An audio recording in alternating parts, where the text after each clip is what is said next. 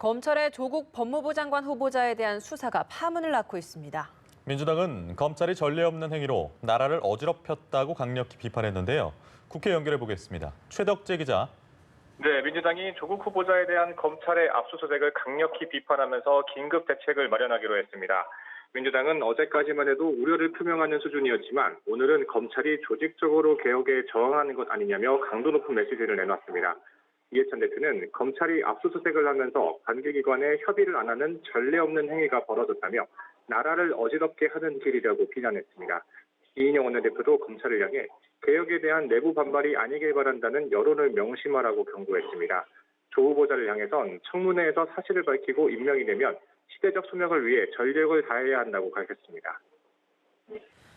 네, 그럼 한국당은 어떻습니까? 검찰 조사 시작 이후에 조국 후보자 청문회 보이콧해야 한다라는 목소리가 나왔는데 이게 결정된 사안인 겁니까? 일단 결론부터 말씀드리자면 아직 확정이 되진 않았습니다. 한국당은 의원들의 찬반 의견을 듣고 관련 논의를 신중히 검토하기로 했습니다. 한국당은 현재 용인에서 정기국회를 대비해 연찬회를 진행 중입니다. 연찬회 도중 청문회를 보이콧해야 하는 것 아니냐는 얘기가 나왔고 나경원 원내대표는 긴급 의원총회를 소집했습니다. 나 원내대표는 검찰의 수사가 진행되는 상황에서 피의자에 대한 청문회를 하는 게 맞느냐며 청문회를 계속할지 고민하겠다고 했습니다. 이어 대통령이 하루빨리 지명을 철회하고 조 후보자 본인도 검찰 수사를 받아야 한다고 했습니다. 바른미래당과 정의당도 조 후보자에 대한 압박의 수위를 높였습니다.